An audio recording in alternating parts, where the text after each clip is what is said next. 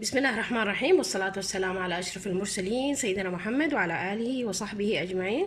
السلام عليكم طبعا الكرام، مرحبا بكم أحبابكم ألف في فيديو جديد. أتمنى أنكم تكونوا بخير وصحة وعافية يا رب. ربنا يحفظكم ويسعدكم. اليوم حنعمل عروكة أو صابونية البرتقال أو قشر البرتقال للاستفادة وإعادة التدوير. وكلنا طبعا بنعرف فائدة قشر البرتقال وفائدة البرتقال نفسه، وإنهم معروفات ومشهورات بتنظيف البشرة وتنعيمها وتبييضها بإذن الله. فندخل في التفاصيل.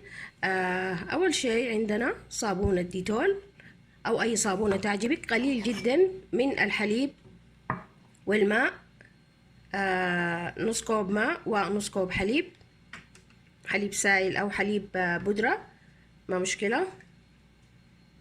عندنا طبعا قشر 3 أو 4 برتقالات. حنبدأ أول حاجة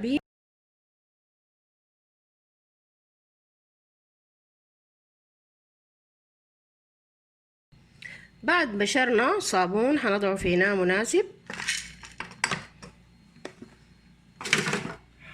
حنضيف قشر البرتقال مع الصابون،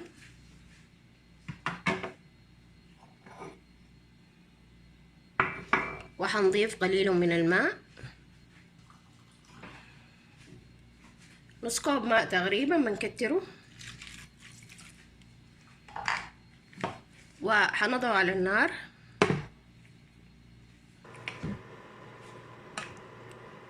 بعد تبدأ خلاص الصابون كله يذوب والبرتقال برضو ينضج يبقى ناعم. طبعا احنا لما نحطها في النار لازم نراقبها ونقف جنبها لانه ممكن يفور ويبهدل الدنيا. فكده خلاص وصلنا مرحلة كويسة. حطفي النار وحاضيف الحليب. ممكن تستخدموا اي حليب باودر، ما مشكلة.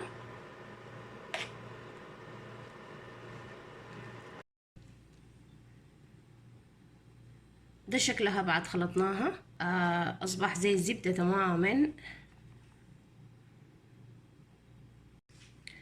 نضعها في اناء زجاجي او بلاستيك، ما فرقت، اي اناء متوفر.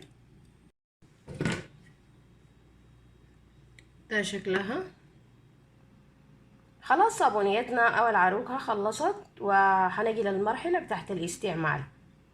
بتفرديها في كامل جسمك قبل الاستحمام، وتتركيها حوالي من 5 ل10 دقائق، وبعدها تبدي تفرقي جسمك بالليفة الخشنة او الناعمة اللي بريحكن، وبعدها تغسلي جسمك عادي بالماء، وان شاء الله النتيجة حتظهر لك من اول استخدام، وحتكون نتيجة رهيبة جدا بإذن الله.